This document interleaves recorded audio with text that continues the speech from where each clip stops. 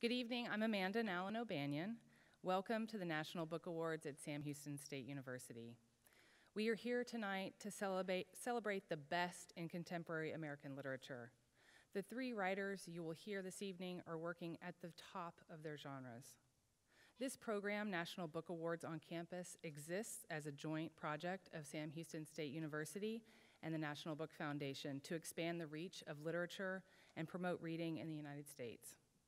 Here to do that this evening, we are joined not only by the three writers you will soon meet, but also by Leslie Shipman, Assistant Director of the National Book Foundation, who's also an innovator in reading, reaching new and diverse audiences, and Jeff Schatz, Executive Editor of Graywolf Press, one of the premier, if not the premier, independent publisher in the country. And if you incidentally talk to him for about 10 minutes, you'll want to open a bookstore. So before we begin, I want to thank Dr. Dana Hoyt, Dr. Jamie Hebert, Dr. Candy Taibbi, Dr. Abby Zink, and Dr. Bill Bridges for their unflagging support of National Book Awards on campus. Thanks also go to HISD for organizing to bring our young adult finalist, John Corey Whaley, to the high school tomorrow, where every 10th grader is getting a free book generously donated by Simon & Schuster. And also to Dr. Scott Kalkinen and Nick Lance for all of their efforts. Now please join me in welcoming Leslie Shipman, who will tell you a little bit about the National Book Foundation and its mission, and then Jeff Schatz, who will introduce our first reader. Thank you.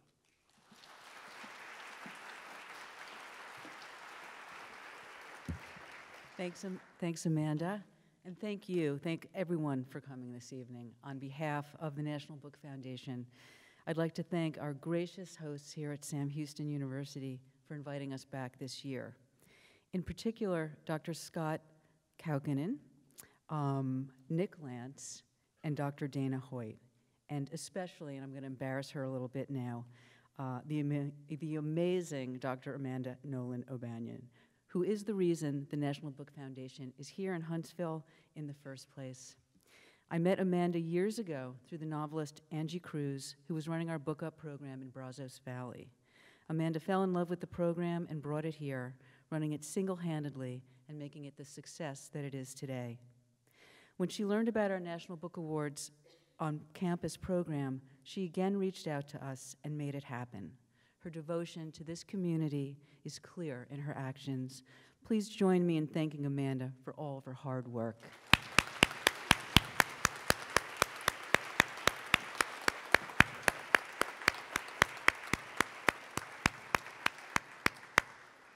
I'd also like to thank Phil Klay, Fred Moten, John Corey Whaley, and Graywolf Press Executive Editor Jeff Schatz for joining us here in Huntsville. We have much to learn from all these gentlemen, and I look forward to this evening's reading and discussion.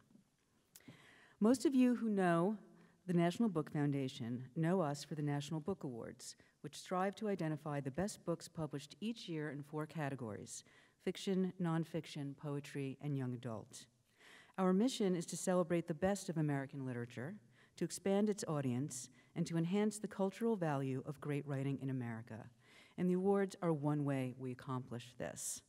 What many folks don't know is we are also very involved in educational programs and promoting reading in a wide variety of communities through Book Up, our after-school program for middle school age students, and through our annual Innovations in Reading Prize, which awards organizations working at the grassroots level to promote reading in their communities. Book Up is making an impact on young readers. Based on a third-party evaluation, we know that they are reading more, visiting libraries on their own, and are more confident sharing their opinions in the classroom, all signs that these young people will grow up to be successful adults. Winners of our Innovations in Reading Prize have given out close to 1 million free books in their communities and are working with challenged populations who typically don't have access to many things we take for granted, for example, good libraries and bookstores, to promote the joy of reading across the country and the world. If you'd like to learn more about these programs or perhaps nominate someone for the Innovations in Reading Prize, please visit our website at nationalbook.org. Thank you again for joining us in this celebration of great American literature, and please join me in welcoming Jeff Schatz. Thank you.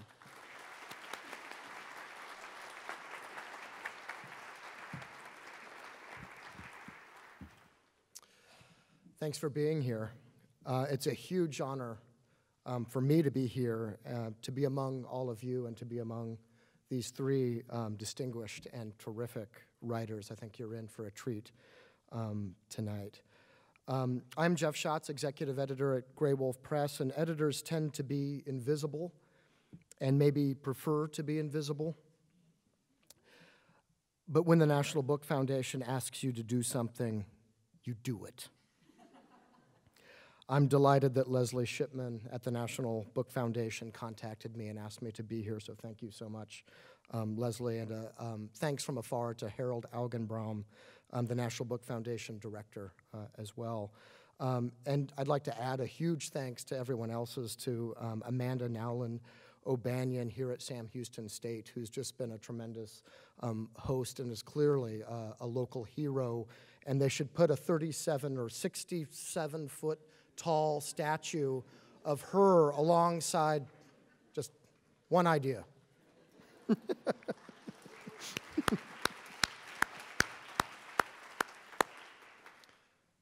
And thanks to all of you. Before we get too much farther, I'm going to ask you to power down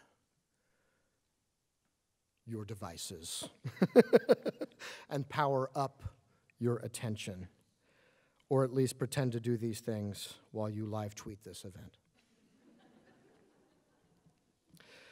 For our program tonight, we have three truly remarkable and divergent writers, all of them with books published last year that were honored in the fall by the National Book Awards as a finalist or winner.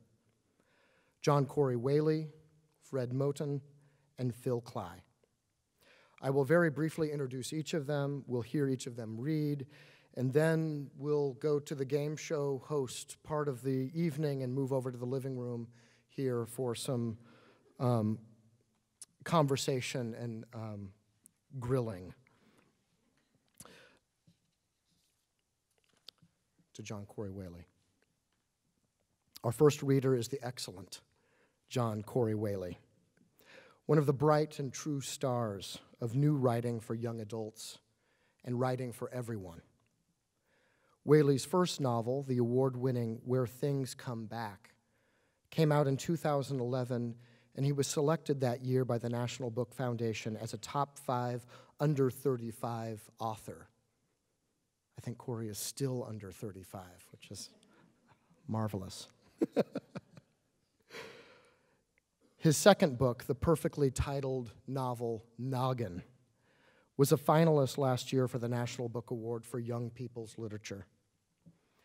Whaley has taken the wild prospect of transplanting a 16-year-old's head onto a different body and made of it an updated, funny, and revelatory new version of Frankenstein.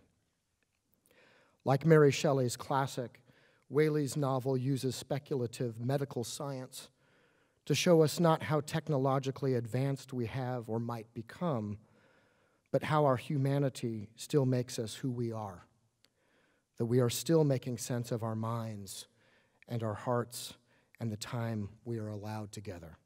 Please welcome John Corey Whaley.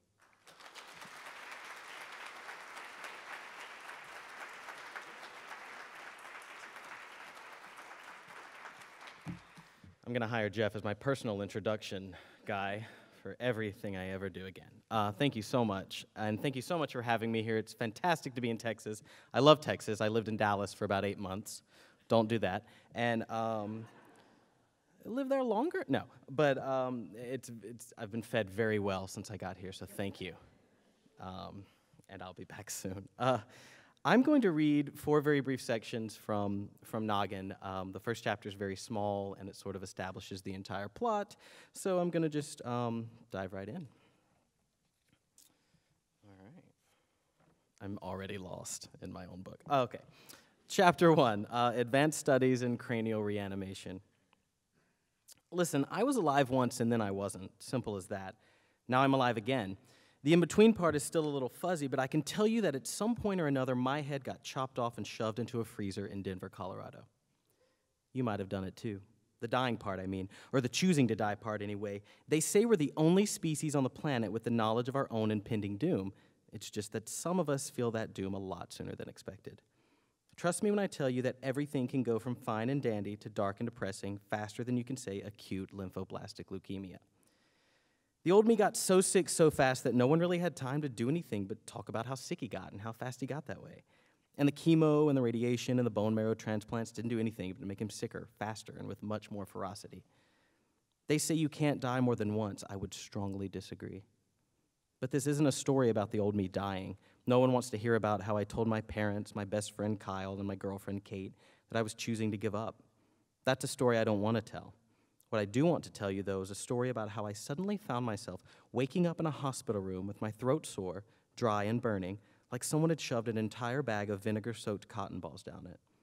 I want to tell you about how I was moving my fingers and wiggling my toes and how the doctors and nurses standing around me were so impressed with this.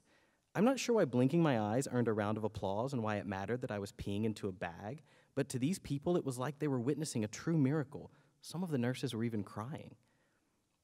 I want to tell you a story about how you can suddenly wake up to find yourself living a life you were never supposed to live. It could happen to you, just like it happened to me, and you could try to get back the life you think you deserve to be living, just like I did. They told me I couldn't talk. Said it was too early to try that just yet. I didn't know why, but I listened anyway.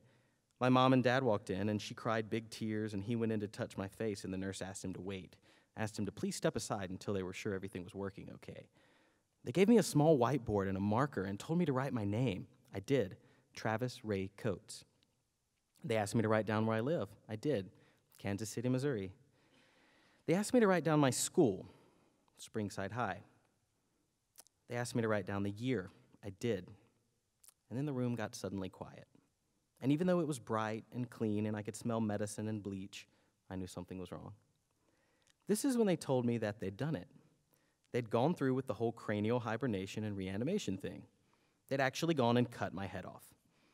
I was so sure they'd put me under and changed their minds and that I'd gone through all that paperwork for nothing. But then my mom held up a mirror and I saw that my head was shaved nearly bald and that my neck had bandages wrapped all around it. I looked pretty rough. My lips were purple and cracked, my cheeks were flushed, and my eyes were big and glazed over. They looked drugged. I'm going to tell you the truth here and say that I never, not once, not even for a tiny second, thought this crazy shit would work. And I never thought they did either. My parents, I mean. But I looked up at their wet eyes and felt their hands on my hands, and I knew right then that they were as happy as any two people had ever been. Their dead son lying on a bed in front of them, silent but with a beat in his chest. Hospitals. I knew hospitals. I knew them like kids know their own homes, know their neighborhoods, and know which yards to avoid and which ones it's safe to leave your bike in.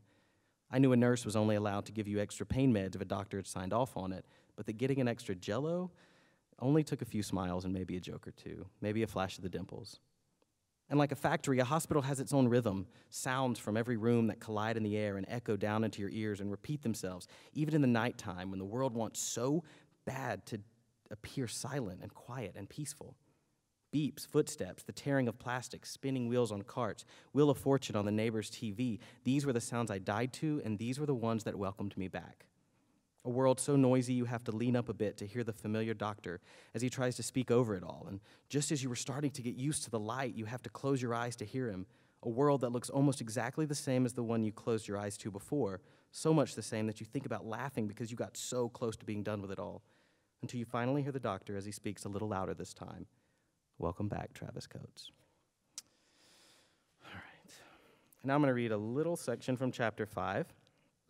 That makes me laugh, and that's why I'm reading it.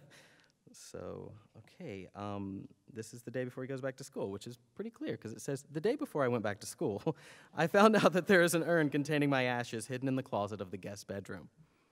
I discovered this when I was in there looking for an extra blanket for my new cold-natured body. Oh, I thought to myself, this sure is an odd place to keep a heavy vase. So I brought it out to the living room and asked my parents, who were both staring at their cell phones, what was in it. Shit. My mom was no longer looking at her phone. Why would you keep a vase full of shit in the closet, Mom? Travis, watch your mouth, Dad said. Have a seat, honey. There is no delicate way to tell a person that he is holding a container full of the incinerated remains of his own body. Had there been a better way, I might not have accidentally dropped the urn right onto the hardwood floor, which made my mom scream and my dad immediately jump down on all fours and start sweeping the ashes into a pile with his bare hands, almost as if he were trying to save each and every molecule of my former self. "Go get the vacuum," Mom shouted. "We can't use a vacuum on Travis's ashes," he yelled back. This is about the time I walked outside and sat down on the front steps. It was October, so it was pretty cool in Kansas City. Too cool to be wearing just a t-shirt and gym shorts borrowed from my dad.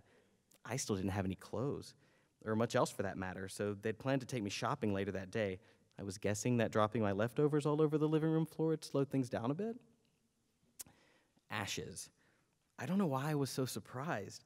I mean, they had to do something with what was left of me after the surgery. God knows that body wasn't worth a damn to anyone. By the time Dr. Sarensen offered to turn me into Frankenstein, I was barely able to sit up by myself. I spent most of my days in the downstairs guest bedroom in a hospital bed, watching old TV shows all night and sleeping all day because of the pain meds. You know, I'm not sure why so many people get addicted to pain pills, because at a certain point, not feeling anything is much more painful than the disease eating away at your cells. So yeah, they burned it. Stuck it in a nice blue and white vase, and it's probably been on the mantle for 5 years, reminding everyone who visits these people that these people, my parents, are broken and sad. And no one else got to know, by the way. Just my family and close friends. You don't want to go telling everyone that a dying kid volunteered to be decapitated and that his parents signed off on it until it turns out well. Now everyone knows. Travis Coates, the second cryogenic survivor in history. Once I was famous for dying in my own little way. People came to visit me and bring me flowers and pray with me. They came to get closure. Teachers, classmates, old ladies from church. They all came to say goodbye. Now I'm famous for living. And I can tell you this much. People expect a lot more out of you when you're not lying in a hospital bed doped out of your mind. One minute I'm dying, the next I'm supposed to be this beacon of hope for everyone around me, this miracle kid. I knew how to die, but I wasn't so sure about being a living hero just yet. And this is a very small section from chapter 16. All you need to know is his best friend Hatton is on his way over to take him to try to find his former girlfriend, who is now engaged 5 years in the future that he is not part of. Before Hatton got to my house that night, I walked into the living room and caught my mom watching a news show on mute and crying. I did not want to see her cry. No one ever wants to see their mother crying. I'd seen it plenty back when I was dying, of course, and now, again, that I was back, it still never got easier, though. My mom was always very in control, not cold, just together, I guess. She was always the one to keep her cool in an emergency when everyone else would be coming unglued. So to see her not in control was pretty terrifying. I sat down beside her and didn't say anything, just looked over at the TV screen and saw my face. It was the same photo they'd been using for a month, a school picture from before I got sick. I had on this blue shirt, and it really bothered me that they kept using this photo because it reminded me of how great my hair used to be. Well, maybe not great, but the way I liked it. It was sort of shaggy, I guess, not curly, but wavy enough to flip up in the front, right above my eyes, and jut out a little over each ear.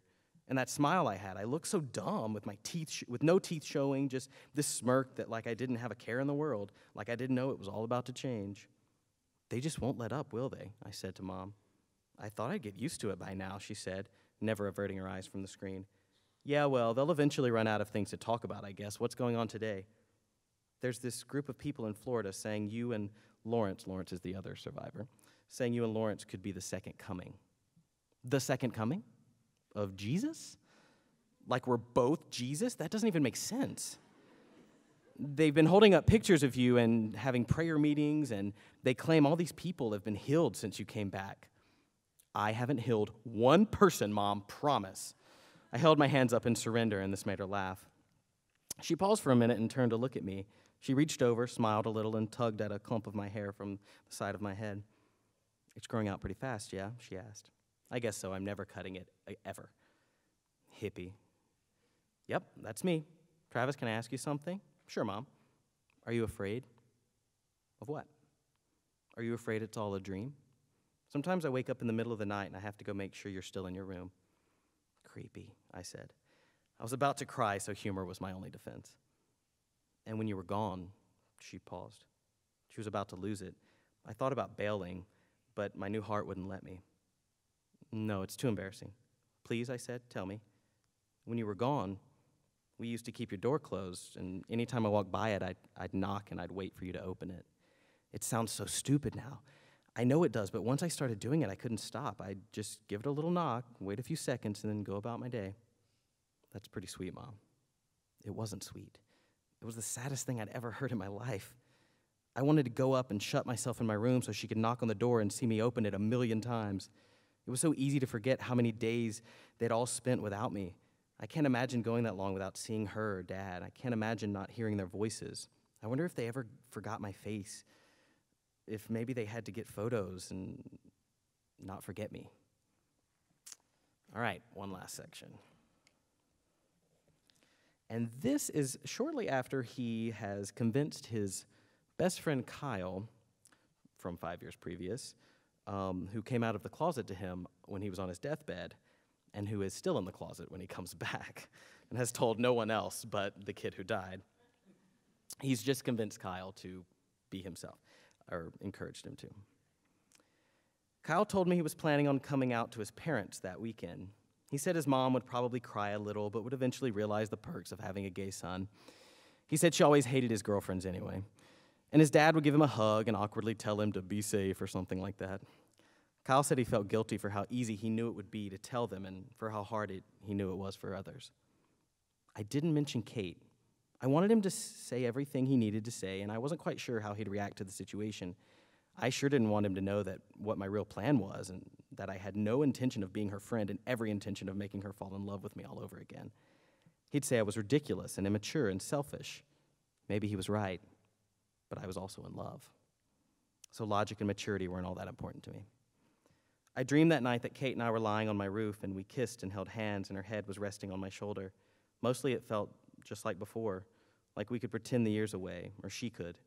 When I woke up, all I could think about was how the familiarity of it all made me wonder what would happen if I stayed there in that one spot and closed my eyes again, if I refused to acknowledge everything and everyone in the world around me. Maybe time, as they say, is just a human invention.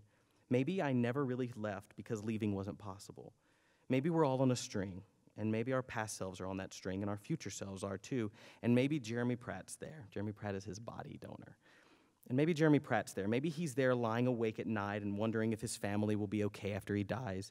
Maybe we all just exist. All versions of us exist at all times, and we have to figure out a way to get to each of them, to find each one and tell that version that it's okay, that it's all just the way it works, a concept too powerful to ignore, but too complicated to explain. Thank you.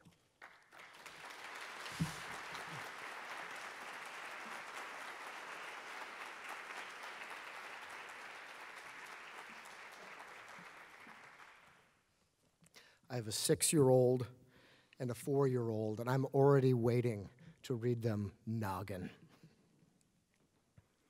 in 6 or 7 years, I think. Fred Moten is one of the foremost poets and critics in the country, known for his astute and transformative scholarship as he is for his lyrical writing. Case in point is last year's National Book Award finalist poetry collection, The Field Trio, which reads as a master class on poetic structure and composition and on the innovations of shaping language and musical scoring on the page. The result is a poetry of profound art and emotion, one that feels spiritual and restless. Now that all sounds grave and heady. And it is. It is. But you also might want to jazz here. Maybe groove a little. Maybe sing along. Moten's music, like the tracks of the jazz trio on which it is partially based, is cavernous, both in its silence and in its exuberance. Please welcome Fred Moten.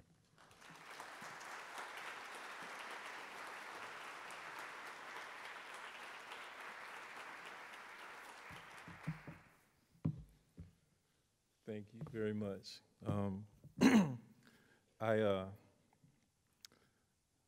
I had to write something today, so that's why I'm reading off my computer, and I apologize. But it's a pleasure to be here. We've been welcomed so graciously and generously, and I was raised too well to fail to acknowledge that, just as I know you all were raised too well not to join me in acknowledging the ones whose presence and sometimes whose absence provides the material conditions that make that welcome possible.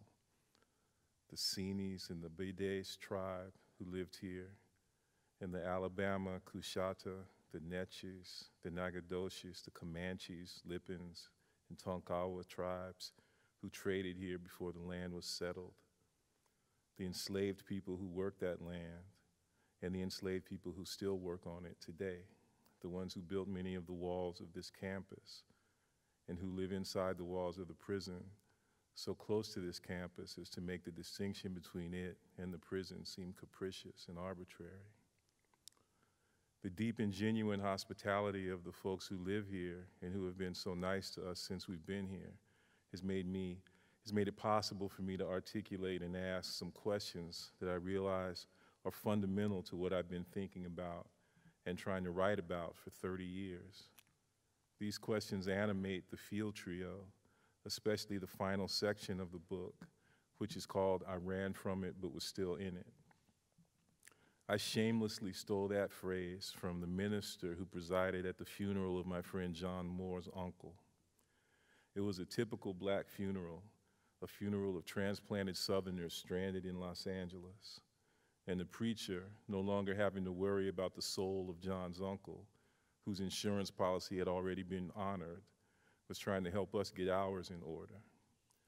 It was in the months immediately following Hurricane Katrina, and he was describing his own experience in that storm, which was so big, he said, that he ran from it and was still in it. Being interested in poetry, I'm always on the lookout for some more of it. And here, certainly, I had been given some that seemed perfectly to describe not only what it must have been like in those terrible days in New Orleans, but also more generally seemed perfectly to capture what folks used to call the black experience in America. Our experience is defined by fugitive disruptions of, even if from within, captivity and confinement. We've been trying, it seems like forever, to get to another place, a better place, because as the song says, we've been in the storm so long. The older I get, the more I tend to believe that this is not just a condition of black experience, but of experience in general. And the urgency of this condition doesn't disappear with what folks tend to think of as success, but is rather intensified by it. Deeper still, art is always working this problem out too. How does an artist transcend the constraints imposed upon her by the materials and the forms she finds or which find her? Anyway, I wanted to think and write about all that, and I find myself, after a bunch of decisions, only some of which I could call mine, trying to work with a strict margin in 11-line blocks with each poem beginning I. The first of these poems was inspired by a visit to the museum at the Louisiana State Prison in Angola, a place whose name is derived from the African region from which many of its black inhabitants had been taken. I was especially interested not only in the many implements of escape the prisoners had fashioned, keys made out of combs and the like, especially examples of which I'm sure can be found in the Texas Prison Museum right down the road here. But I was also interested in the amazing music that emerged as perhaps the prisoner's primary modality of escape. Anyway, I wanted to make some little boxes of the blues, which would break down the artificial dividing lines between the cell as a place of punishment and the cell as a place of study, as it was in the days of early Christian fathers like St. Jerome. I wanted these cells to be fuel cells, to explode with a kind of propulsive energy that might aid in the general escape. And I started thinking about this a little last night, and again this afternoon after lunch, and came at least to a tentative way to articulate those fundamental questions I mentioned earlier. Are we defined by the atrocities that we commit, or even more problematically, that we fail to witness? Are we touched by the beautiful differences that are held in the beautiful entanglement that we enjoy and disavow? The uncountable 7,000, the 7,000 who don't count, are still somehow known by number, not by name. I'm not here trying to speak for them, and they can't lie to you and say I'm with them, as if the walls that separate us can be made not to exist by an expression of sympathy. But I am them. They're my people. They are the people I belong to. My people are the ones who ran from it and were still in it. Fugitives in confinement study flight in captivity. Our prison, our all but general failure to witness, is in open air. So I'm going to read a few poems tonight, but before I do, I just want to say one more thing. Prison abolition is an extension of the abolition of slavery, which remains here in the United States and here in Huntsville, an ongoing project. So I'm reading as an abolitionist, and I hope that these are abolitionist poems.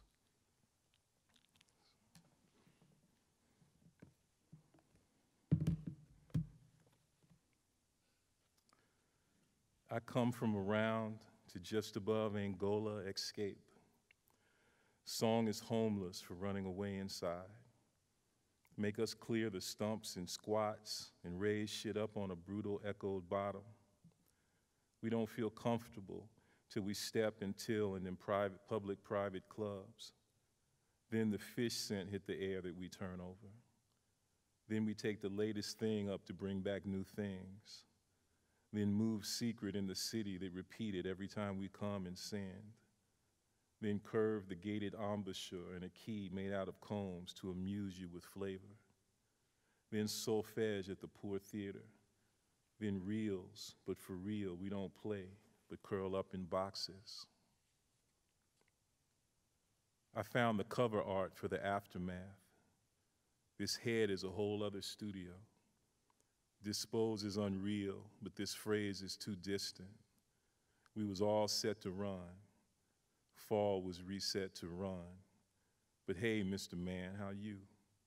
My sad parole, or turn here, before the parole board, on a whole other clef, my bent grammar. They did a sonogram of my cell for the flavor-logged orscape and curved phrase inside, and again I was denied, called out my name, though L is the name of my game, in the name of the black cube. When I get out, I got to go to 13 bars. It's more than 13 bars in this one bar. My new sky song is for you, sir. I pray to the elegant string of offhanded evenness. The window is a soma you talk through. What music you'll become in the beautiful cars you'll drive. The frontier that invades you for singing. The driven curl of an inside opening. All the elegant lines turn to and from themselves. For you become the turn with your own fly ornaments, the curve in between the edge of town and silence bent down to the muted floor. Just like every other lover of the bottom, the elegant lover of the bottom, Miss Thing of the sound border, in the end, fly past the object, gathering, and cant my prayer. I burn communities in shadow, underground, up on the plateau, then slide with the horny horns. Vision's festival is folded in overtones and outskirts, Jay Tizol, Harry Carnival, and field lined out around an open fort, an underprivilege of the real presence, curled up around an outlaw corner. Curling around corners puts me in mind of Gene Toomer. I think I'll change my name to Gene Toomer. I want to be a stream tuner, unfurled in tongues that won't belong in anybody's mouth, mass swerving from the law of tongues. Let me slip my slap-tongue speech in your ear, the burnt starry star of all love in your ear. Oh, for a muse of fire music.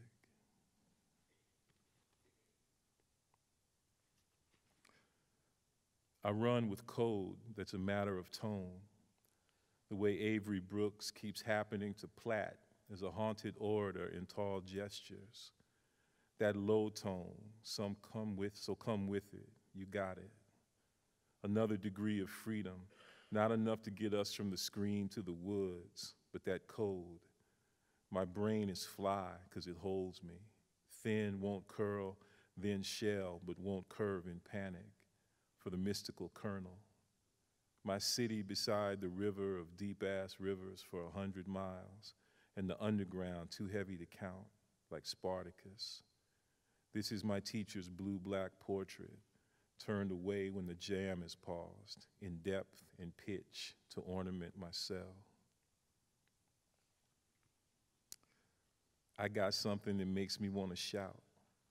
It goes off in another chemistry, preserves off the set in a black vein of fresh cream. Flavor refreshes life by going off. The unsaved ones save you, buried over the edge of aroma, my flower.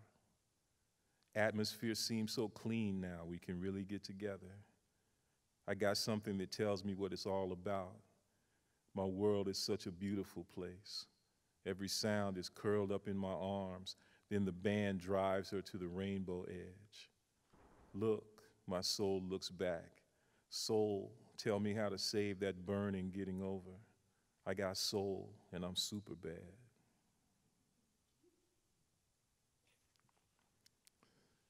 I like to enjoy myself. I enjoyed you, Fred, because we tell stories, because we live in common. Every night, live in Stockholm, the secret acceleration of 1,000 years on the road till the particles collide and cry on the bridge between CERN and Fermilab as sacred means. The theory of enjoyment is in repose, rubbing the history of broken veins and towels wore down the velvet. The theory of enjoyment puts itself in danger to remain still as a part of breath while the sails glide. When you can't do no better, the feeling of the theory of enjoyment is solid, the experiment of the ones who live to eat enormously. I am foment. I speak Blinglish. At work, they call me, but I don't come. I come when she called me by my rightful name. I come to myself from far away, just laid back in the open. I ran from it and was still in it. It's a blue division on my goodbye window. I'm full of outer space. I'm free as dread all night. I get clung with a voice that gets held back by surge protection. I'm daddy. I come when he crazy. He call me, I'm crazy. I come when he called me once upon a time in Arkansas. When the water come, I come to the unprotected surge and division in my old new sound booth. I am F. Moten. Thank you.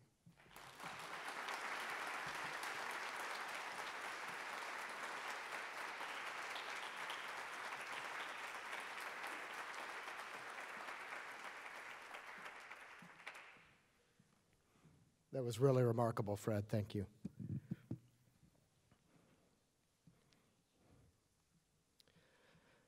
Phil Klay's first book of short stories, Redeployment, was published last March. Klay was selected by the National Book Foundation as a top 5 under 35 author, and then last fall, Redeployment received the National Book Award in Fiction. In this 1 year, Redeployment may have already become a kind of classic, a book you have to grapple with as a citizen of a country that generationally asks its men and women to serve in war, as Klay himself has done as a Marine during the Iraq War. Redeployment seems less a book about Iraq, however, than it is a book about America, less about war itself than it is about the conditions in this country where some really see war, overseas, here at home, and inside themselves, and where many, most of us, really don't see war at all and don't have to.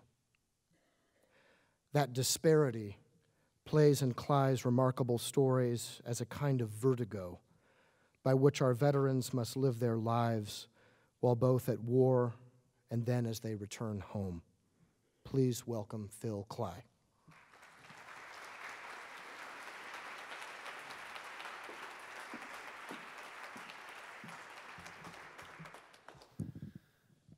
Thank you so much. It's been fantastic coming here. And like Fred, thank you for your hospitality. I'm gonna read, so it's a book of 12 short stories from 12 different perspectives, people doing different jobs in the military, as an infantryman, a chaplain, adjutant. I'm going to read from a story told by an artilleryman. So he's a guy who works on a howitzer, which is a huge gun, takes 9 men to operate, and fires shells very far away, miles away. And in Iraq, most artillery units, because there isn't a lot of call for heavy artillery in a counterinsurgency, most artillery units did infantry-type missions, but there were a few that manned guns. And the guns were kept on FOBs, forward operating bases, these huge, incredibly safe bases. It was all, military personnel and contractors on the bases. There were some Marines who never left the FOBs. They were known as FOBITs. And they used to joke that the Marine Corps had just flown them to a big base in Arizona and told them it was Iraq. And the bases had, chow halls and exercise facilities and MWR tents. When I was in Iraq, there was a song that a Marine had recorded about the base that this story is set on. And it was set to the tune of Hotel California, and it was Hotel Camp Fallujah. And the chorus went, "Welcome to the Hotel Camp Fallujah. You're in a combat zone. Go get your ice cream cone." Which kind of, gives you a sense of it. All right, 10 clicks south. A click is about a kilometer, is a kilometer. This morning, our gun dropped about 270 pounds of ICM on a smuggler's checkpoint 10 clicks south of us. We took out a group of insurgents, and then we went to the Fallujah Chow Hall for lunch. I got fish and lima beans. I try to eat healthy. At the table, all 9 of us are smiling and laughing. I'm still jittery with nervous excitement over it, and I keep grinning and wringing my hands, twisting my wedding band about my finger. I'm sitting next to Vorstadt, our #1 guy, and Jewett, who's on the ammo team with me and Bolander. Vorstadt's got a big plate of ravioli and Pop-Tarts. And before digging in, he looks up and down the table and he says, "I can't believe we finally had an arty mission." Sanchez says, "It's about time we killed somebody," and Sergeant Dietz laughs. Even I chuckle a little. We've been in Iraq 2 months, one of the few artillery units actually doing artillery. Except so far we've only shot elimination missions. The grunts usually don't want to risk the collateral damage. Some of the other guns in the battery had shot bad guys, but not us, not until today. Today, the whole damn battery fired. Jewett, who's been pretty quiet, asks, "How many insurgents do you think we killed?" "Platoon-size element," says Sergeant Dietz. "What?" says Bolander. "Platoon-size, Sergeant, AQI don't have platoons." "Why do you think we needed the whole damn battery?" says Dietz, grunting out the words. "We didn't," says Bolander. "Each gun only fired 2 rounds. I figured they just wanted us all to have gun time on an actual target. Besides, even 1 round of ICM would be enough to take out a platoon in open desert. No way we needed the whole battery. But it was fun." Sergeant Dietz shakes his head slowly, his heavy shoulders hunched over the table. "Platoon-size element," he says again. "That's what it was. And 2 rounds a gun was what we needed to take it out." "But," says Jewett in a small voice, "I didn't mean the whole battery. I meant our gun. How many did our gun, just our gun, kill?" "How am I supposed to know?" says Sergeant Dietz. "Platoon size is like 40, I say. Figure 6 guns, so divide, and you got 6.6 people per gun?" "Yeah," says Bolander. "We killed exactly 6.6 people. Sanchez takes out a notebook and starts doing the math, scratching out the numbers in his mechanically precise handwriting. "Divide it by 9 Marines on the gun, and you, personally, you've killed 0.7 something people today. It's like a torso and a head. Maybe a torso and a leg." "That's not funny," says Jewett. "We definitely got more," says Sergeant Dietz. We're the best shots in the battery. Bolander snorts. We're just firing on the quadrant and deflection the FDC gives us, Sergeant. I mean, we're better shots, says Dietz. Put a round down a rabbit hole at 18 miles. But even if we were on target, says Jewett. We were on target, says Dietz. Okay, Sergeant, we were on target, says Jewett. But the other guns, their rounds could have hit first. Maybe everybody was already dead. I can see that. The shrapnel thudding into shattered corpses, the force of it jerking the limbs this way and that. Look, says Bolander, even if their rounds hit first, it doesn't mean everybody was dead necessarily. Maybe some insurgent had shrapnel in his chest, right? And he's like, ugh! Then our round comes down, boom, blows his fucking head off. He was dying already, but the cause of death would be blown the fuck up, not shrapnel to the chest.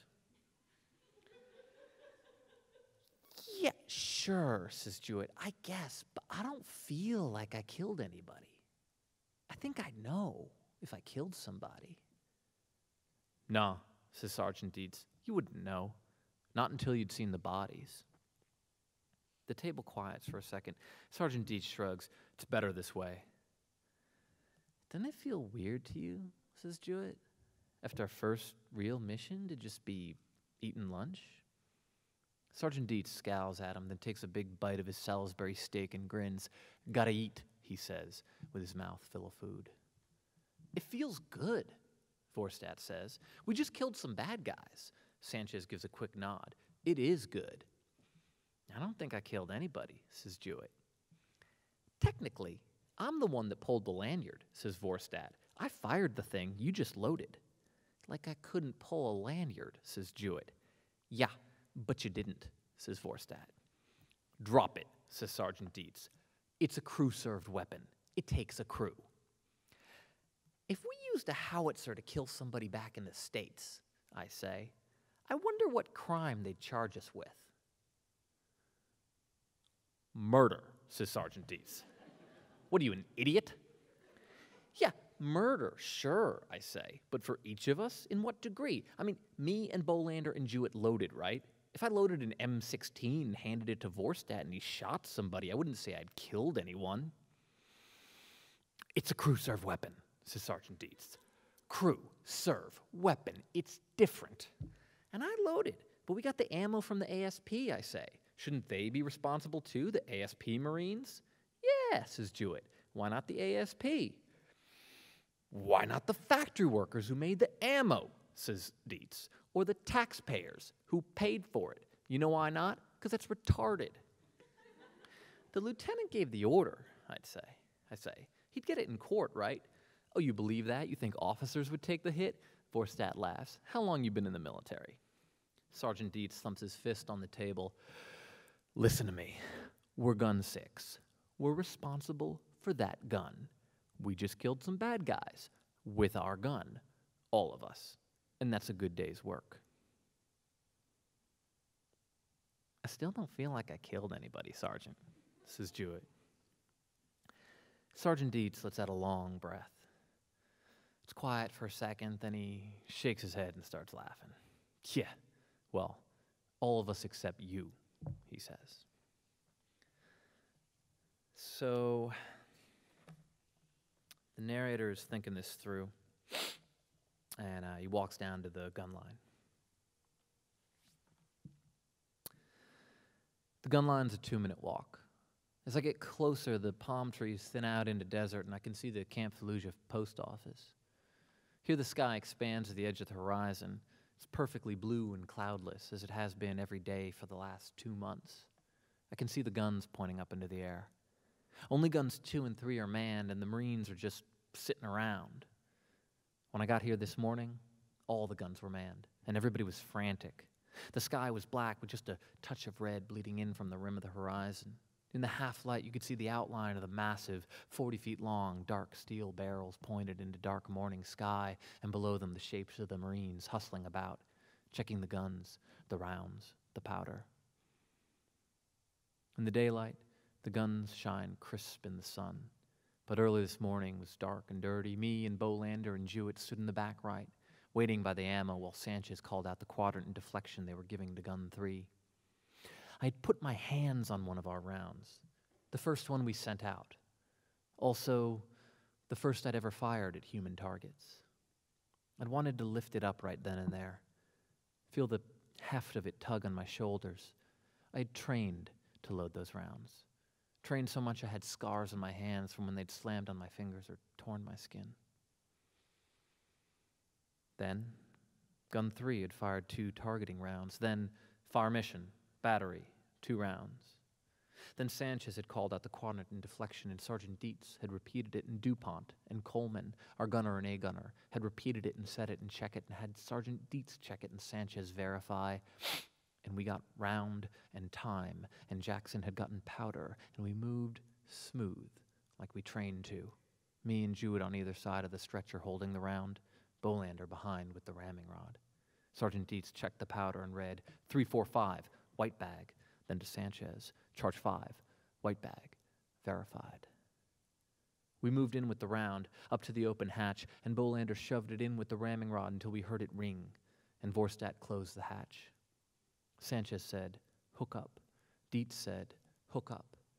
Vorstadt hooked the lanyard to the trigger. I'd seen him do it 1,000 times. Sanchez said, stand by. Dietz said, stand by.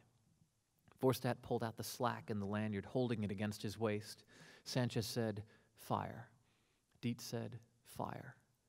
Vorstadt did a left face, and our gun was alive.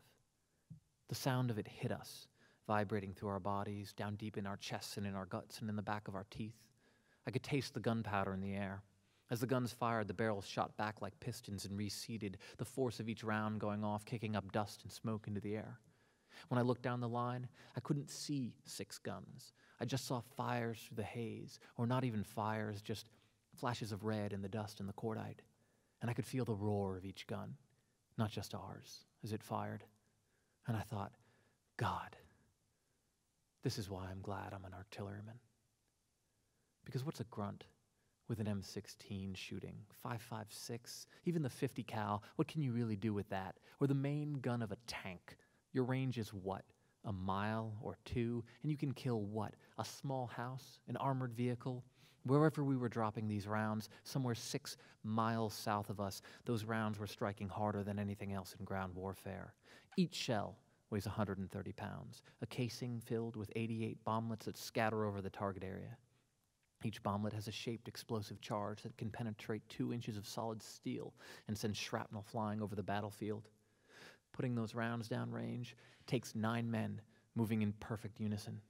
It takes an FDC and a good spotter and math and physics and art and skill and experience, and though I only loaded, maybe I was only 1/3 of the ammo team, but I moved perfectly, and the round went in with that satisfying ring, and the round went off with that incredible roar, and it shot out into the sky and hit 6 miles south of us, the target area.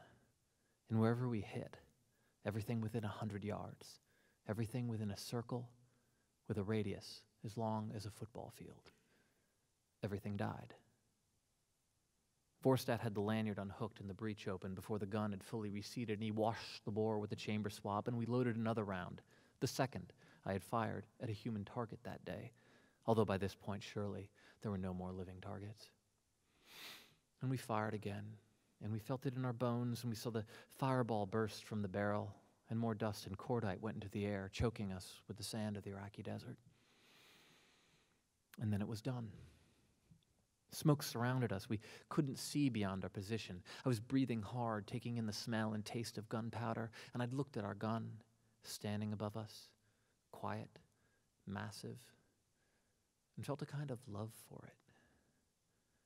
But the dust began to settle, and a wind came and started picking at the smoke, tugging it and lifting it over us, then higher into the sky, the only cloud I'd seen in 2 months.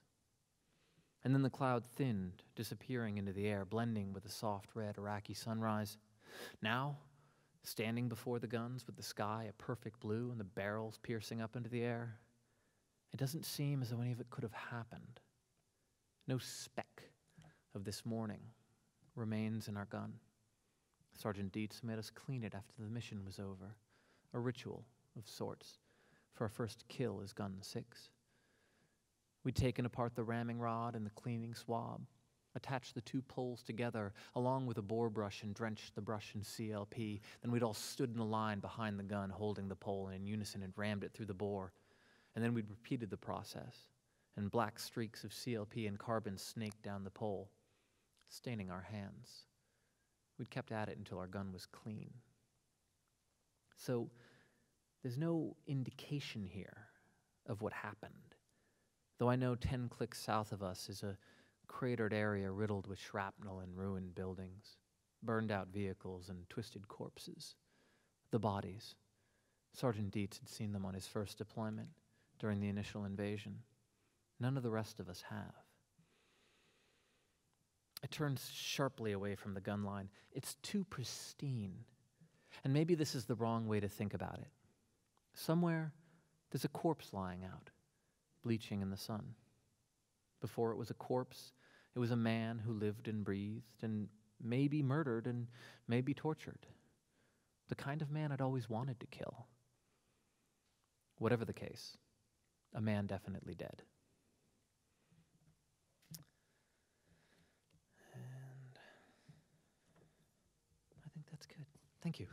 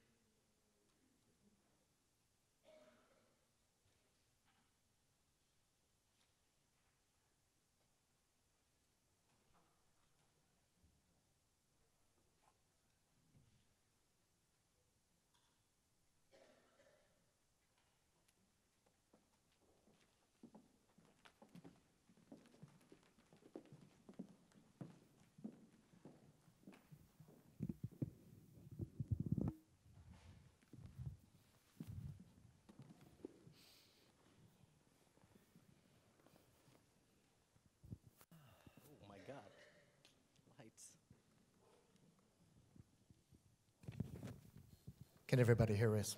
Great. How about another round of applause for those readings? They're spectacular.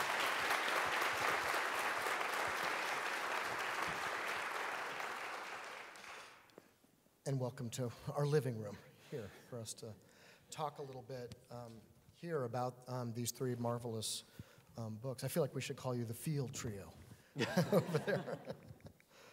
I'm going to ask a few questions of each of them individually and then try to bring us all together a little bit. And Corey, let's start with you and Noggin. Let's do it. Wait, does this work? They told me to use this one. Is there a, let me. Yeah. Where? Yeah, I know. Try that. Hello. No? Try it again. Hello, hello. We can share. I'm an editor, not a technologist here. I have a number of questions after reading Noggin and hearing your reading. One of them is just about how you write and who you write to. And one of the marvelous things about reading Noggin, there are moments where Travis, your character, speaks to the reader quite directly.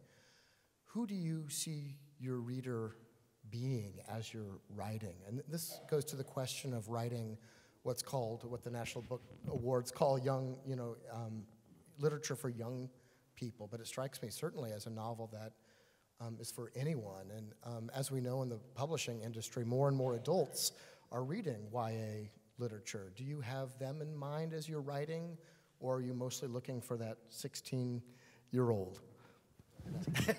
We're going to do this. Awesome. That's a good question. We were actually talking a little bit about this before we came out tonight. It's interesting. I wouldn't say that I keep an audience in mind while I'm writing a particular book or story or chapter, however much you want to break it down. But I definitely think there's a friend of mine, Andrew Smith, gave this great answer one time. Someone said, "Why do you write for young people?" And he said, "I write about young people. I don't write for them. If they read it, great." And I like that because I think I just am naturally inclined to want to tell those stories about people trying to figure the world out, but also sort of having that teenage allowance to do so, that vulnerability that we sort of accept as a society or as humans, that when you're young, you're still allowed to make mistakes and figure the world out and figure out who you are and where you want to go and how to manage your relationships correctly and all those kinds of things, despite the fact that most of us are screwing up at it as adults.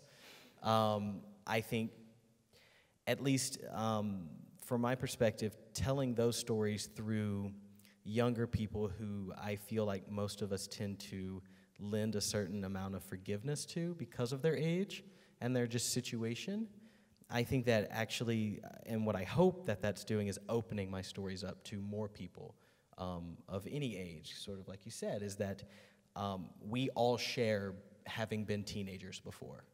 And to tell stories about that time in a life is actually to hopefully reach anyone who reads. So.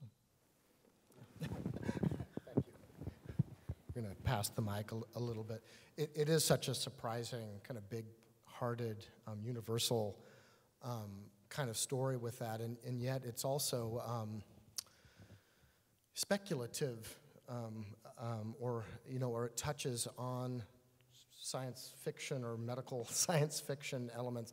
I got to just ask you, how did you come up with the idea of writing Noggin about this medical miracle and a head going on another body? I would love to say that I am really interested in cryogenics and science in general.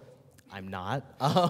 I really like books, but there came a point when I had thrown away one book that I'd written twice, and it just wasn't working, and I needed to sort of figure out, what do I do? My first book was this Southern mystery about a missing kid and a thought-to-be-extinct woodpecker, and so I didn't know where to go from there, really, because where do you go from there? And so when it came time to sort of, after I threw away the one book after it came time to really decide what I wanted to do, and that turned into a situation where I was asking myself, what kind of writer do I want to be? What do I want all of my books to be some certain theme or in some general, world together, or do I want to try to see what I can do with new or even strange material? And of course, the latter is what I decided on. I'm a huge Kurt Vonnegut fan. I have "So It Goes" tattooed on my arm from Slaughterhouse-Five, and Slaughterhouse-Five was the big inspiration for Noggin. It's a book about being unstuck in time, and that's what Noggin is. It's not about a head transplant or cryogenics. It's about being out of sync with the rest of the people in your life, and I've been there. I've been a college student in Louisiana who's got friends who have kids and are getting married, and I felt out of time with them. I felt out of place, and felt out of place being there to begin with, and so I think Noggin was my way of challenging myself, for one thing, to tackle an absurd, ridiculous premise, sort of like Kurt Vonnegut did repeatedly throughout his career, and ground it in an emotional reality that lends itself to that idea that it doesn't really matter what the story's about, it matters how it's told, and it matters what actually happens realistically to those characters. And so that's really what I was going for, but yeah, I get asked a lot, like, what do you think about head transplants? Would you get one? I'm like, I don't know. Do I have to talk about this? That's my fault, I suppose. And yes, I would get one. I mean, ultimately, one of the real feats of the book is the speculative part of it, kind of as you're starting to say, sort of falls away. And it's the real human part, and that allows you to get, I mean, do you use the speculative part, the sci-fi part, the surgery part, to kind of get the young reader in particular, but any of us interested in reading that kind of writing? Does that get us in the door, so to speak? And then you've got us, you've tricked us, you've got us into your narrative, and that's then that you can explore divorce and sexuality and what it means to be a friend, what it means to be a lover, the real human part of it. Can you talk about that? I would love to talk about that. You said it better than I think I can myself. It was, it was this conduit to get into this little small, very small story. And actually, the first time I wrote Noggin, I wrote it twice. I read from the second one, thank God. But the first time I wrote it, it was a much larger story. It was, the group of people thinking that he and this other man who had survived this cryogenic reanimation were the second coming. That was a much larger part of the first draft of this novel. A cult was going to be camping out in his front yard, that kind of thing. It was too big. It was too big to tell the story that needed to be told. And my editor actually said, "You're good at telling small stories. You can use a big way to get into them, like you said, but it's really the small personal stories that I'm most interested in anyway." Which is why I tend to stay away from the sci-fi and the fantastical, things when I write. But it's definitely, it was a little nod to Vonnegut, just the absurdity of it, just the level of absurdity in someone had his head frozen for 5 years and thought that he would not come back. The big punchline of the book is that he had no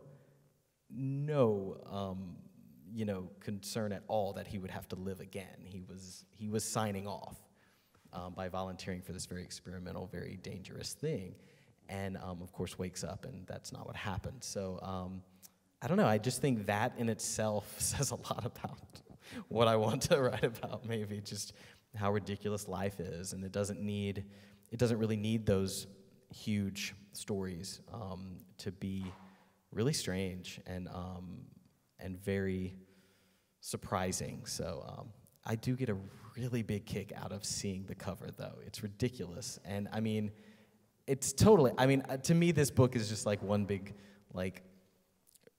veiled secret small story. But it's been really fun to talk about, of course. I love that there's the big noggin out there, and I hope there'll be Noggin 2 that you will assault us with at some point.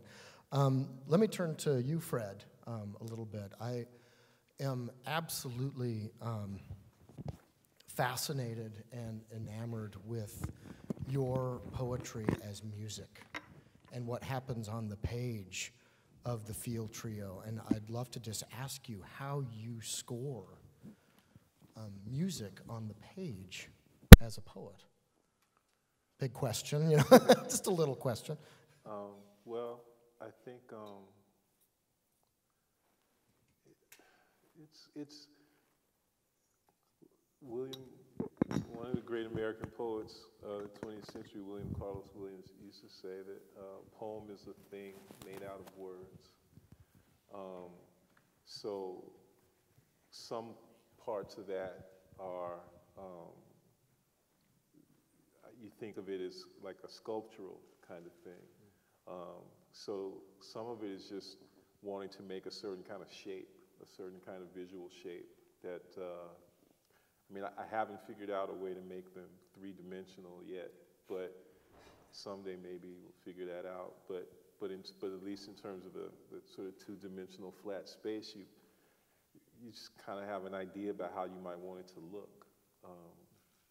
And for me, the particular poems that I was most fascinated by, I guess, were sonnets. And so they all tend to have that kind of blockish look. So for me, that was always a place to start. But a lot of what I was trying to do in the book was to break up the block or to distend it, to fragment it, but to still have the trace of the original block kind of remain and be resonant there. And then also to use the length of the line as a way of regulating, my own speech and breath, trying to figure out a way to basically make there be some kind of a connection between my eye and my breath and my lips and tongue and teeth, that actually make the sound. So. Is there something about jazz structure to this book specifically in terms of, I urge everyone to pick up this book. It's just so beautifully arranged and put together, but there are poems that are in kind of columns. There are poems that are sort of ripped apart on the page that really use that format? I mean, is there something specific in the jazz form that informs that shapeliness? Well, I would say one of the, like, you know, since Louis Armstrong especially, maybe the dominant kind of structure for jazz performance would be a kind of a theme, and then variations on the theme, and then a restatement of the theme at the end. So that kind of ternary, you know, three-part structure. Some of that, I guess, is in the book in terms of the three sections, particularly with the visual sort of block, you know. So the first section is called Block Chapel, and it, you know, has those sort of block-like structures. And in the middle section, it's really breaking those blocks apart and kind of dispersing them all over the page.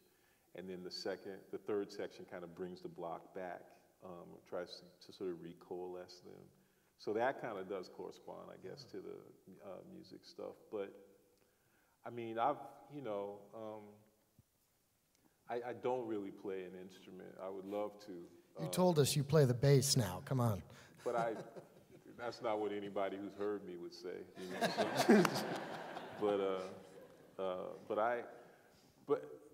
And also too, part of it is just that, you know, I can only play by myself. I don't know what it would be like to play with somebody else, which there's great trombone player named George Lewis who kind of gave up solo performance. He's just not interested in playing by himself, and I tend to go along with him and think that the beauty of playing music is that you have to play with other people. And that's another one of the kind of limitations of you know, of writing poetry, or, you know, writing in general, maybe, is that it seems, on the first glance at least, that it's primarily a kind of solitary thing. So you're always in a weird way trying to approximate as much as you can what it would be like to do this with other people. So you're reaching out in a certain way to readers, or you're always reaching out to the stuff that you've read too, you know. It strikes me as you're talking that one of the people that you had to play with was your publisher. And I just want to hold up your book, because they did this sort of marvelous kind of widescreen edition of the book. Can you talk a little bit about just the publishing process? I mean, was this object able to hold your vision, or did you have to make certain decisions, you know, based on a finite space, the object and the vessel of the book? Well, my publisher's Letter Machine Editions, and I think this is the 9th book that they had ever done. So it's like, I think I heard someone say it's the smallest publisher to ever be nominated for a National Book Award. They were really, you know, the poetry community, the small press community, particularly for the kind of poetry that kind of tends to be called more experimental, it really is a kind of do-it-yourself kind of community. And people are, I think, open to differences and to different kinds of innovations, given the constraints, particularly the financial constraints they're under. But these guys, particularly the publisher Joshua Marie Wilkinson, was really nice, and he realized they had a format for the books that they'd been doing, and the format was smaller, a more sort of normal size for poetry books. And I was willing to try to come up with a way to shift the pieces so that they could fit their regular format. But in the end, they decided to lengthen it out, and you know, and it was very nice. So it was actually, they were able to do pretty much what I wanted, pretty much exactly what I wanted to do. There were a couple changes I made, anticipating that they would have to be smaller. And then what happened was I didn't want to change them back because I liked them better that way anyway. So. Say a little bit, just quickly, even about the Feel Trio, because that's the title of your book, and it's also the name of a jazz trio that you've in part based the book off of, right? Can you say a little bit about that? The Feel Trio is a particular iteration of this, the music of a great piano player named Cecil Taylor. And he often would call his bands units, but he had a particular trio that was very active in the late 80s and early 90s. It consisted of him and a drummer named Tony Oxley, he's a great British drummer, and a bass player from New York named William Parker. And they put out an album, or actually a kind of 10 CD box set of recordings they made in Europe. And Cecil, he's a great poet himself, and also makes these amazing titles for his works. And the title of the box set is 2 T's for a Lovely Tea, which anything that could ever be called that would have to be something that I would fall in love with. But the interaction between the 3 players on that music is just amazing. And I never saw them play together. I saw him play a duet with Tony Oxley, and it was just amazing to see how much music could be produced with such sort of small, kind of gentle movements, particularly by the drummer, by Tony Oxley. So really, yeah, the original field trio, the real field trio is there. So. Yours is real too, for sure. Phil, let me turn to you and to redeployment a little bit. The first sentence of your story titled War Stories is, I think it goes, I'm tired of telling war stories. Yeah. It's kind of an amazing way to start that particular story, and that line in that story comes about 2/3 of the way through the collection. So the reader of the book sort of meets that line after having read through a few war stories by that point. Are you at a place where what's the fatigue involved, essentially, in terms of writing and telling these stories? Because, I mean, there's clearly a burden involved with it as well. Or that's what the story is in part about. I think, some of the stories concern themselves with the act of telling stories, not just because, it's interesting to me as a writer, but because it feels like a really vital piece of the experience. You don't just kind of go to war and experience the ineffable truth of war and then come home and live with it. You go to war with all the stories in your head about war rattling around. You try and make sense of it through story. I mean, the piece that I just read is a collective act of storytelling. As a whole unit is trying to come up with a narrative to make sense of what they've done, what their responsibility is for it, and how they should feel about it. And then you come home and you try and, incorporate those stories and the experiences you've had into the story of your life. And you come back to all the stories about war that we're telling ourselves as a culture. And that's so vital. There's Carl Marlantes, a Vietnam veteran, wrote the novel Matterhorn. In his book, What It's Like to Go to War, he says, ask the 20-year-old combat veteran at the gas station what it feels like to kill a man, and his probable angry answer, if he's being honest, is it doesn't feel like a fucking thing. But if you ask that same veteran the same question 40 years later, you might get a very different answer, and it's not just depending on who that veteran is, but also the community that he has around him. And that community is going to be defined by stories. There's so much in these stories that as we're hearing them or as we're reading them on the page, and as we read your bio that you served in the Marines, we can you have to forgive your reader, I suppose, for creating a version of you about that. And because of what you read today, but every story in the book is so dirty with detail and with the textures of that place and the weapons and the people and the personalities and the places and all of those things that you have to forgive us for thinking that Phil Klay was there with notebook in hand and writing these stories out of the experience, but that's not really how it happened at all, right? No, yeah. no. I mean, none of the narrators are me. I try to make it hard for it to be read autobiographically because there are 12 different guys, and if those were all me, I would have been really busy. I mean, it's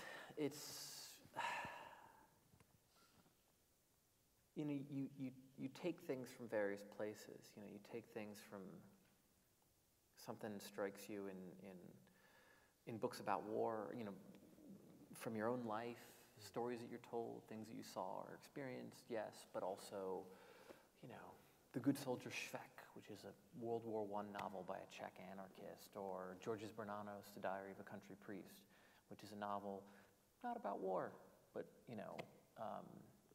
totally relevant and the sort of moral stakes that are common to war and peace, or writers who understand suffering. Shusaku Endo, right, is Silence, or Edward P. Jones, A Known World.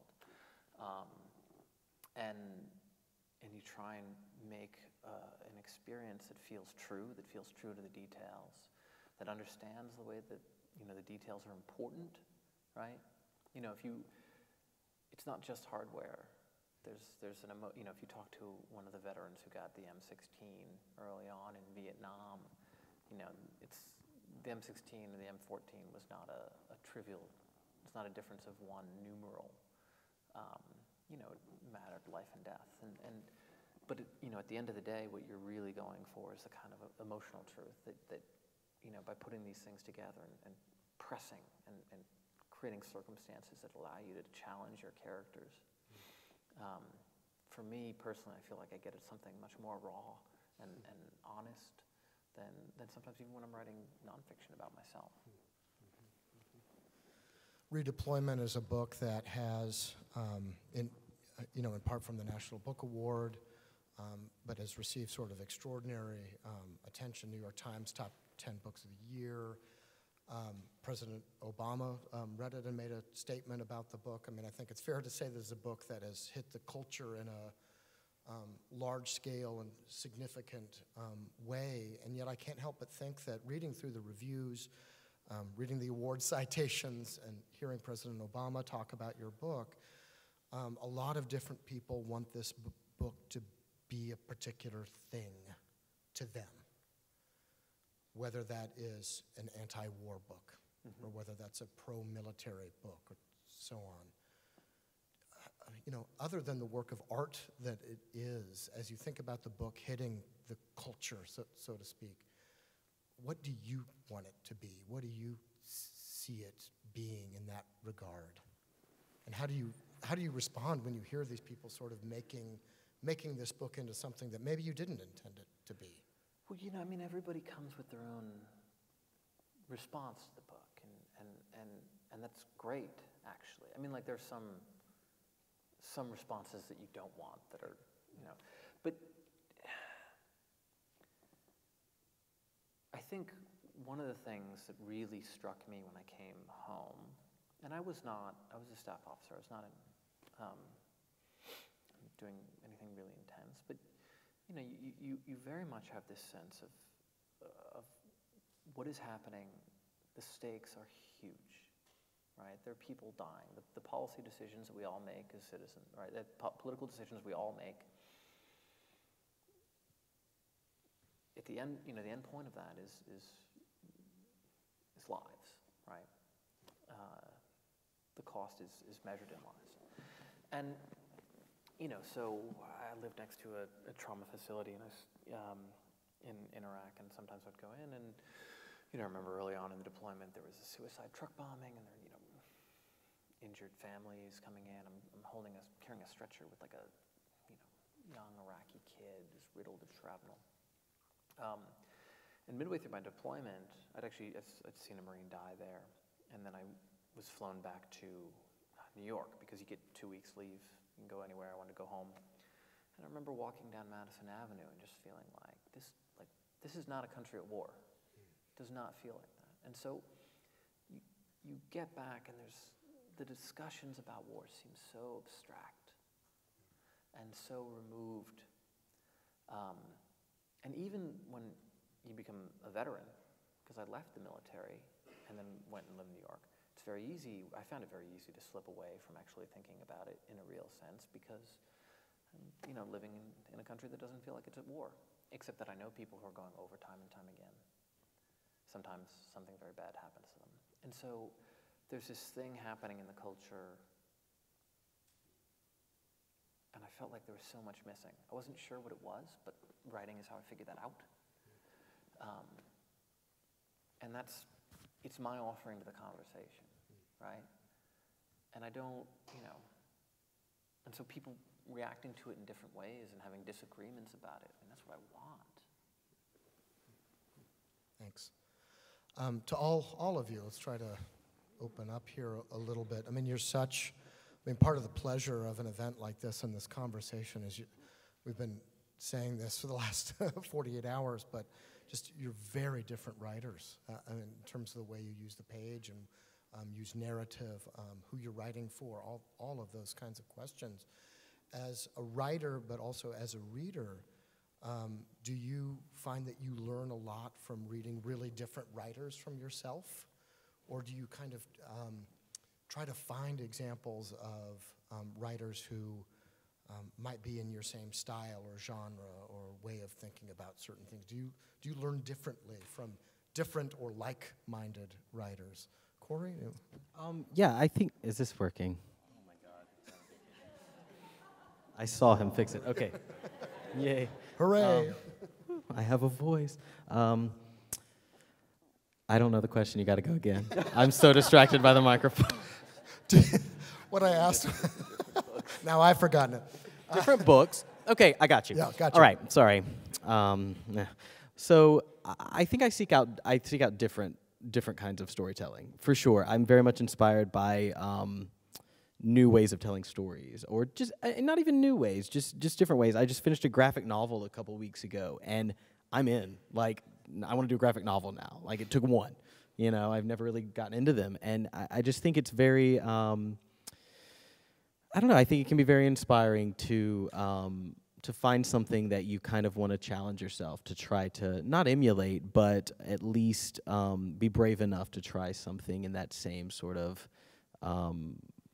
you know, style. Or yes, pass. I'm done.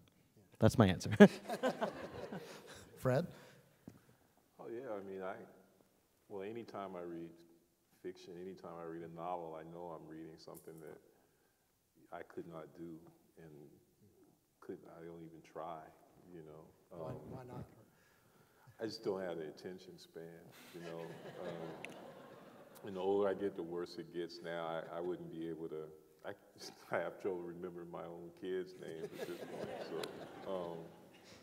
But I, you know, but part of it too, I think, is just coming to grips more and more with the importance of storytelling, like Phil was talking about. You know, not just to allow people to understand that particular experience, but to any experience, you know. And so,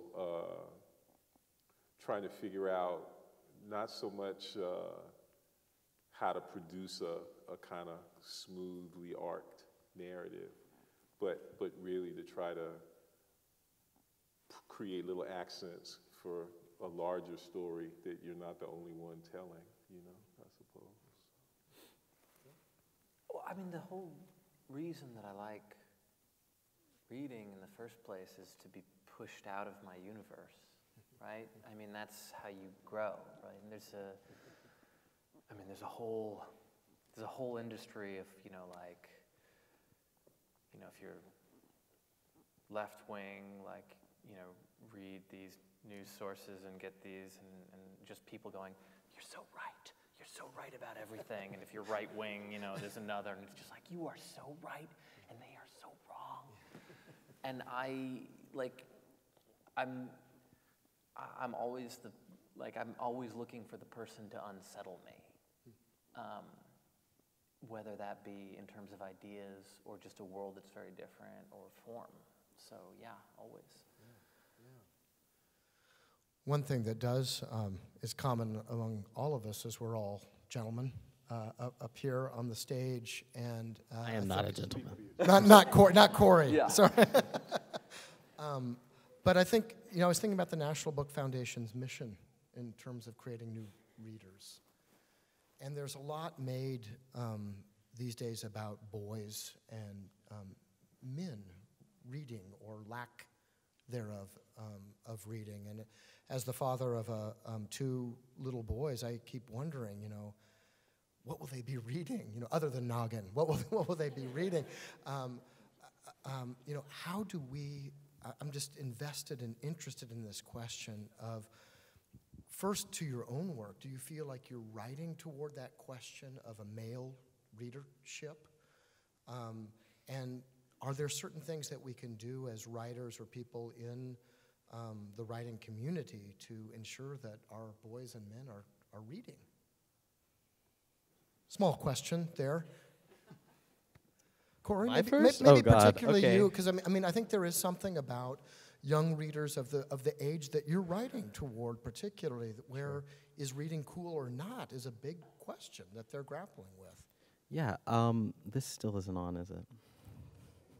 Is it? Oh, thank God. Okay, I'm sorry. So, I feel like I should sing. I feel like I should. Don't you want to sing? That'll let's be in a sing. minute here. We'll see how long this goes. You did sing. Yeah. I'd actually thought about singing a thing from my book, and I didn't choose it because I was like, Tears people for are not going to Fears. like it. Yeah, I was going to sing Tears for Fears. Wonderful singing. Again, I forgot the question. Damn it. It was something about Boys and men reading. Boys and men reading. I would love to give a very good answer and say, yes, I want to connect to the young male reader when I'm writing young male characters, but I want to connect to everyone who reads my book when I'm writing it, and whether that's too broad of a goal or not, I think that's what I'm striving more toward. That being said, especially in what I do in young adult literature, there's no absence of young male characters. It just happens that most of these characters are being read by young females, and it's strange. I speak at high schools a lot. I speak at libraries and things like that. I Skype into middle schools and all that kind of stuff pretty frequently, and I'm always very. I find myself very pleasantly surprised when I have a few young, teenage guys, asking questions and they're really involved in the book, because more often than not, it is not the case. And so I don't have a very good answer. I would say I want anyone to connect to anything that I write on one level or another, but yeah, and that's yeah. Anyone. Yeah, Noggin strikes me as a book that would particularly appeal to young men. In large part, yes, you have a 16-year-old male protagonist as your main character, but I would think young male readers would be fascinated with the Frankenstein aspects of the book too. But let me turn to you, Phil. In terms of sort of war stories and the military and male characters and so forth, is that something you're coming up against in terms of the response of redeployment? I think I had a teacher ask me if I thought the book would be appropriate for high school seniors. I said, well, I hope so, because they could literally be living it in a year. Yeah. And I think there's a lot of obscenities in the book. There's a lot of pretty vile things, to be perfectly honest, that happen. But there's a weird way in which issues of sex and violence, when we're very wary of presenting to kids, but it's all around our culture, and yet sort of a nuanced and thoughtful and look at them in a way that's supposed to that makes you feel unsettled because it's supposed to, and because those things should make you unsettled. That's somehow when we get really nervous about exposing somebody to it. And yet, young readers can understand that stuff. I wouldn't give my book to an 11-year-old necessarily. But yeah, I briefly taught middle school And like, I remember I used to, I'd read, the opening of whatever I selected to the kids, and I always found that, I gave them this Pulitzer Prize-winning series by it was about actually pretty terrible child abuse, but it was so, it was such an amazing story and so well written, and I read the first half page to the kids, and then they were assigned the first part of the series to read. And it was pretty long. And the next class day, most of the class had read all of them. So I think, if you respect kids, give them material that's really engaging, that respects what they're capable of, they do get excited about it. Yeah, which is... Fred, how about poetry? I actually think poetry might be in a slightly different situation because, if you think about poetry, properly and, conceive of it broadly enough, which I think is the proper way, poetry is the genre that, has the biggest, audience and the biggest readership because people are listening to music and people are especially listening to hip hop. And so I feel like,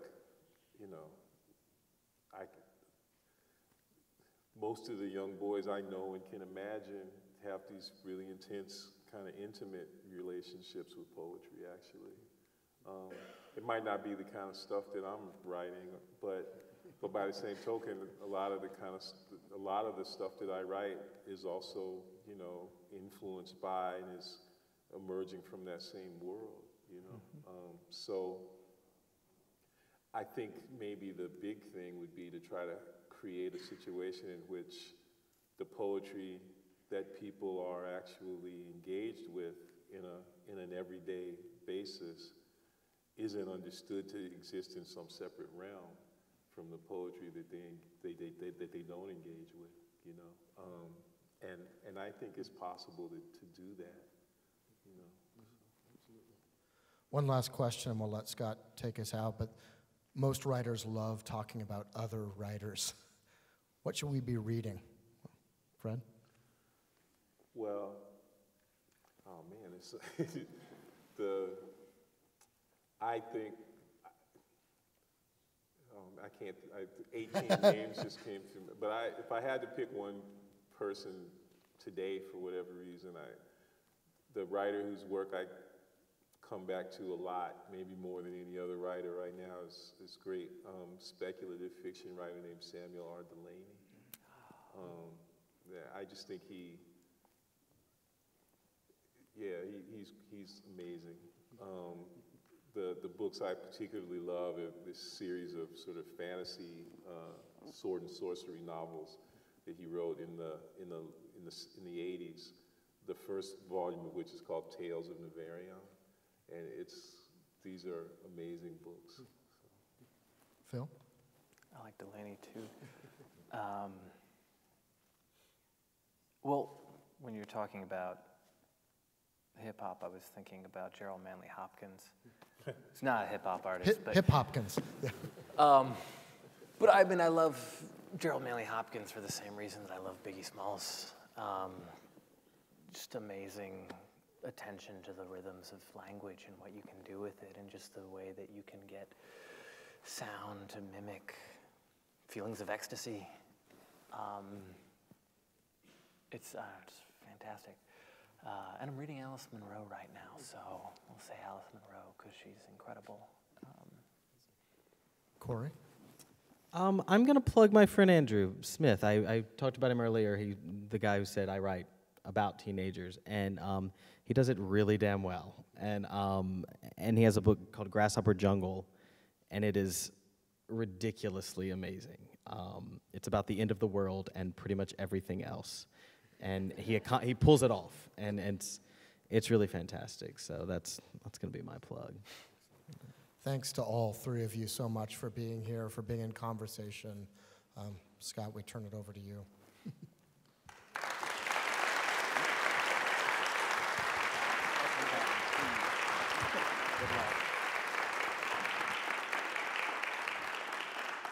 If we could, one more time, have a round of applause for John Corey Whaley, Phil Klay, Fred Moten. A special thanks to Jeffrey Schatz. And also, big thank yous again to Leslie Shipman, the National Book Foundation, for your partnership, and of course, to Dr. Amanda Nowlin-O'Banion. This event doesn't take place without you, so thank you very much.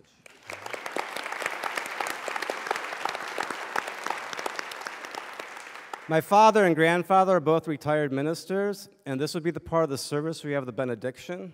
So here's my benediction. Paul Auster once wrote, "Stories only happen to those who are able to tell them." What is your story? How are you going to tell it? Go, write it, and come back next year for the National Book Awards at Sam Houston. Thank you. Have a good night.